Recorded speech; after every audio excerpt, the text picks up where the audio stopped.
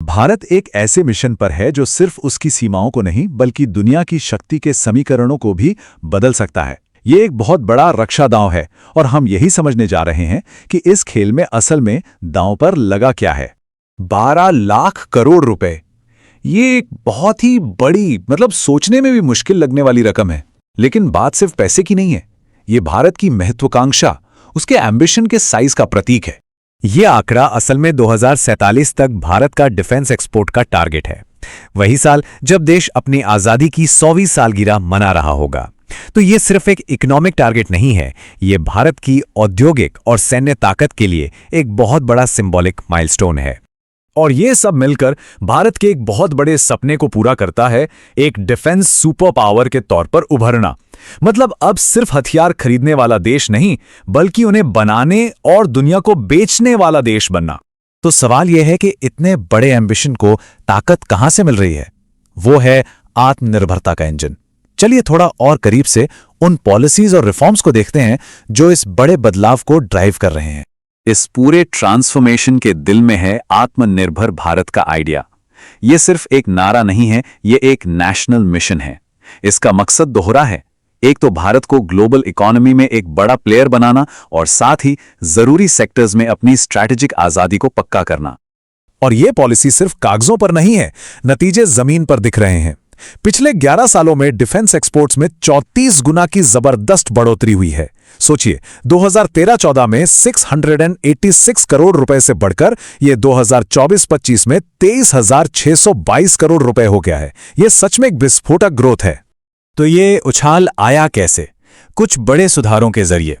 सरकार ने सरकारी कंपनियों यानी पीएसयूज को डिफॉल्ट रूप से बड़े कॉन्ट्रैक्ट देने की पुरानी प्रथा को खत्म कर दिया है।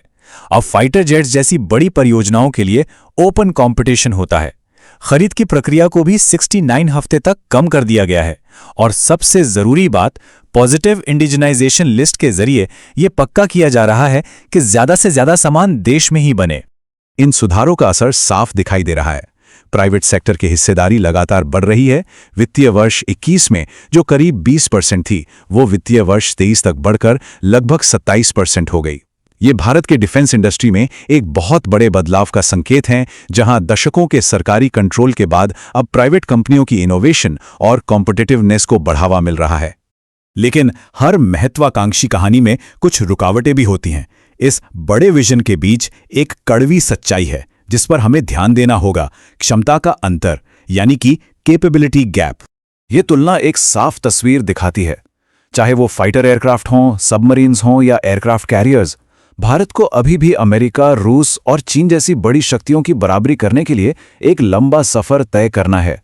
और यही अंतर भारत के मॉडर्नाइजेशन और स्वदेशीकरण की ड्राइव को और भी जरूरी बना देता है। तो इन नंबरों को देखने के बाद सबसे बड़ा सवाल यही उठता है, क्या भारत का एम्बिशन इन रुकावटों को सच में पार कर सकता है? चुनौतियां दो तरफ आए। बाहर से देखें तो पुराने और स्थापित ग्लोबल प्लेयर्स से कड़ा कंपटीशन है और जियोपॉलिटिकल टेंशन का खतरा हमेशा बना रहता है। और देश के अंदर ब्यूरोक्रेसी की रुकावटें, इंफ्रास्ट्रक्चर की कमियां और जरूरी टेक्नोलॉजी में गैप जैसी समस्याएं हैं जिन्हें दूर करना ही होगा। असली मुद्दा है जरूरी टेक्नोलॉजी वाले सेक्टर्स में अंतर का होना। सेमीकंडक्टर्स और क्वांटम कंप्यूटिंग जैसे फील्ड्स जो आज के हथियारों के दिमाग की तरह हैं, उनमें भारत अभी भी अमेरिका और चीन जैसे देशों से काफ़ी पीछे है। इसके अलावा बड़े पैमाने पर डीप टेक इनोवेशंस को लागू करना, स्टार्टअप्स के लिए फंडिंग जुटाना और एजुकेशन, इनोवेशन, इंडस्ट्री के बीच एक मजबूत लिंक बनाना, ये सब भी बड़ी स्ट्रक्चरल बाधाएं हैं जिन्हें दूर करना जरूरी है।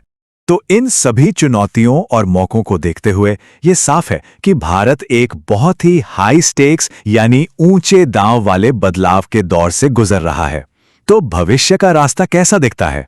देखिए, एम्बिशन के लिए फंडिंग की जरूरत होती है। 2025-26 का डिफेंस बजट 6.81 लाख करोड़ रुपए से ज्यादा का है। इस चार्ट में कैपिटल आउटले वाला हिस्सा सबसे अहम है। ये वो पैसा है जो सीधे मॉडर्नाइजेशन और नए उपकरणों की खरीद पर जाएगा, जो घरेलू इंडस्ट्री को ताकत देगा। ये कोई शॉर्ट टर्म प्लान नहीं है, ये एक मल्टी डेकेड यानी कई दशकों का नेशनल प्रोजेक्ट है। रोड मैप बिल्कुल क्लियर है। 2031 तक ज्यादा से ज्यादा आत्मनिर्भरता हासिल करना, 2038 तक एक बड़ा एक्सपोर्टर बनना और आखिर में 2047 तक कुछ चुनिंदा डिफेंस टेक्नोलॉजीज में एक ग्लोबल लीडर के तौर पर उभरना। रक्षा सचिव राजेश कुमार सिंह का यह बयान इस पूरी पहल के स्ट्रेटेजिक महत्व को बताता है। ये सिर्फ हथियार बनाने के बारे में नहीं है, ये भारत की स्ट्रेटेजिक आज़ादी को सुरक्षित करने और विकसित भारत के बड़े लक्ष्य को हासिल करने के बारे में है। तो हम इस पूरे विश्लेषण को एक बड़े सवाल के साथ खत्म करते हैं। जैसे जैसे भारत न केवल अपनी सेना को मॉडर्न बना रहा है, बल्कि दुनिया के लिए एक बड़ा हथियार सप्लायर भी बन रहा है, तो ग्लोबल पावर बैलेंस के लिए इसके क्या मायने होंगे? ये एक ऐसा सवाल है जिसका जवाब आने वाले दशकों में मिलेगा, और यह न सिर्फ भारत के लिए बल्कि पूरी दुनिया के लिए मायने रखेगा।